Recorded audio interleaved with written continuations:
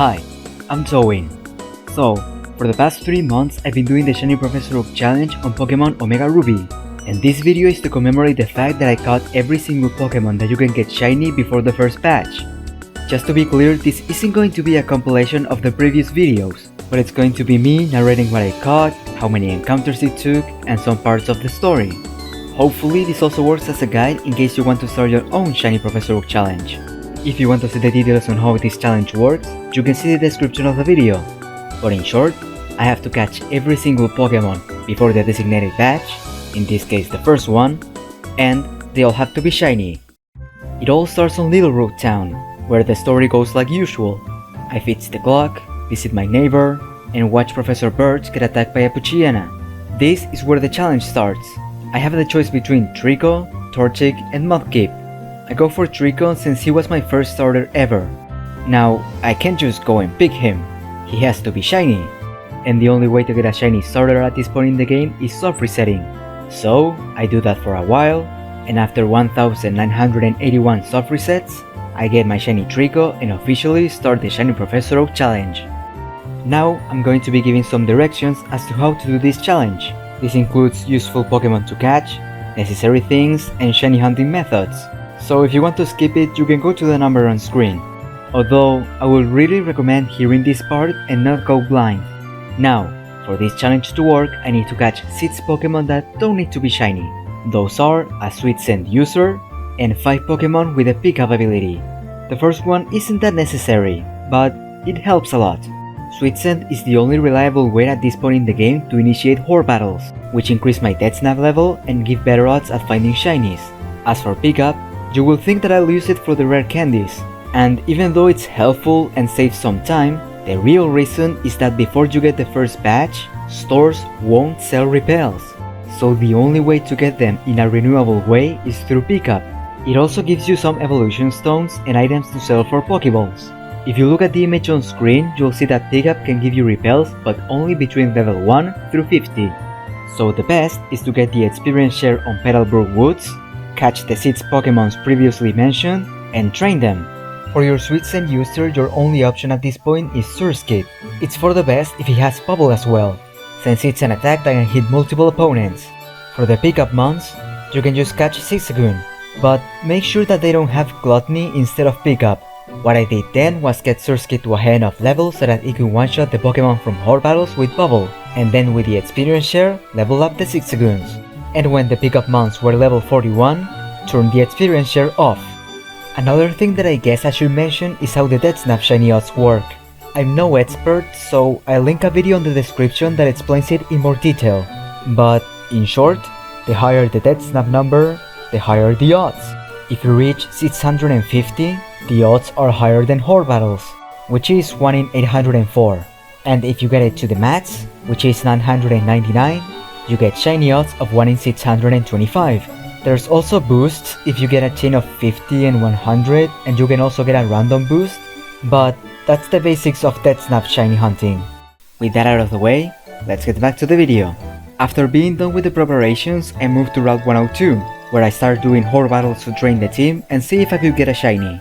I do 1750 horde battles without finding anything. So, I moved to do Death Snap encounters. I decided to do Surskit since if he has Bubble, it will be able to become a permanent team member. While looking for it, Trico reaches level 16 and evolves into Grovyle. And after 235 Death Snap encounters, I find a shiny Surskit. It doesn't have Bubble though, so it goes to the bots. I next move on to Seedot. It's a version exclusive of Ruby, so if you're doing Sapphire, you'll do Lotad instead. I already had a high Death Snap level because of the horde battles, so after 89 encounters, I get it. It was already a high level, so I give it a single rare candy from the ones that my Linoons were picking up and evolve it into Nuzleaf. I then got a Leaf Stone from Super Training, and because I had enough rare candies to evolve the rest, I evolved all the Pokemons that I had. So I evolved Surskit to Masquerain, Grovyle to Sceptile, and Nuzleaf to Shiftry. There's still one more Pokemon that I'm planning to catch on this route, however. Well, technically 2. Ralts. He appears rarely on horde battles, so I had a bit of a head start. However, like I mentioned, I need to catch 2 to get Gardevoir and Gallade. That adds a bit of difficulty, since if I get 2 shiny female ones, I would need to find a third one since they wouldn't be able to evolve into Gallade. Luckily, after 258 encounters, I find a male one. So after getting a Dawnstone from Super Training, I evolve it into Kirlia, and then into Gallade. I still needed another one, but after only 160 Death Snap encounters, I get another route. Like the previous one, I evolve it into Kirlia, and then into Gardevoir. I don't get Zigzagoon here since I could get it from a Horde battle on a different route. Moving on to Route 103, I try Horde battles again. My patience lasts to only 750 tries before I give up and go to Death Snap. Now, my luck wasn't the best, so on top of the 750, I did 1088 Death Snap encounters to get a shiny Wingull. It was a very long hunt, but at least by evolving into Pelipper, I can add 2 to the count. I moved to Poochyena after that, and compared to Wingull, it wasn't that bad, getting it after 305 Death Snap encounters. I evolved into Mightyena and moved to the next hunting spot. The next destination is Petalburg Woods, where I can get a ton of encounters, starting with the Horde battles. I try 500 and get nothing, so I move on. I didn't even bother to record, so I tried Death Snap for Wurmple. This one requires a ton of luck, since it's randomly decided if it'll evolve into Silcoon or Cascoon. You could just do Wurmple, evolve it, and then get the other Cocoon, but that involves shiny hunting a Pokemon with lower odds. In my run, I just go for getting 2 Wurmples. However, I get the most lucky moment that I'll probably have on the entire series, since I get a shiny Wurmple after only 2 encounters. I evolve it into Silcoon and then into Beautifly. That means that if I don't get a Cascoon on the next one, I'll have to get a third Wurmple. But I get one after only 225 encounters, and it luckily evolves into Cascoon. That means that it then evolves into Dustots. Next, I do the other hard encounter, Shroomish. Now, I will show you the footage, but it got corrupted. So, just know that I got it after 149 Death Snap encounters, and that I evolved it into Breloom at level 40 so that it could get Spore for an encounter in the next section. I then did Slackoth for a while, but got bored midway, so I switched to do Horde battles on Route 116, only expecting to get some Death Snap levels.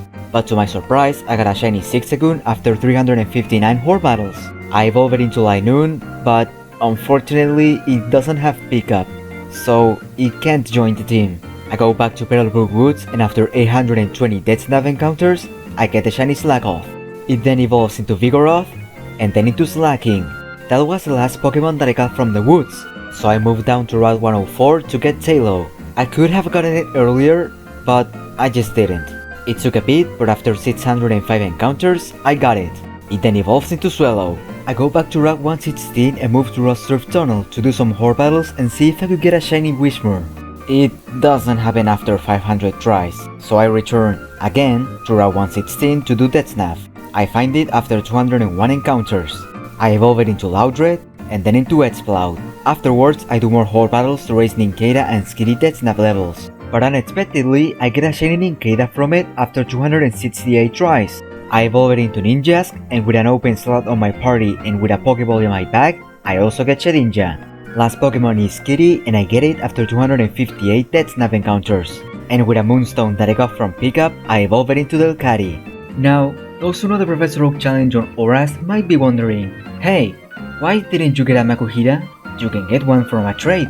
And while it's true, you can't get one that's shiny. The game is coded so that certain Pokemon are never shiny. This includes the in-game traits, Cosplay Pikachu, Groudon, Kyogre, Rayquaza and Deoxys. That means that I caught every Pokemon before the first batch after 10,503 encounters. It may be more or less, since I may have missed some, and I didn't count encounters without the purpose of shiny hunting. Finally, to complete this part, I go and challenge Roxanne, the Rock Gym Leader. She sends her Geodude and I lead with my shiny Mightyena. I use Play Rough to activate her Sturdy while she counters with Rock Tomb. Next turn she heals, but another Play Rough KOs her. Last is the Ace Nose Pass and a Staff Assurance OHKOs her, finishing pre-batch 1. If you want to see more of my content, you can check my solo runs playlist, that's on screen. Or, if you want to see something more like what you just watched, you can check the Shiny Professor Oak playlist, that's also on screen. Anyways, that's all I have for now. See ya!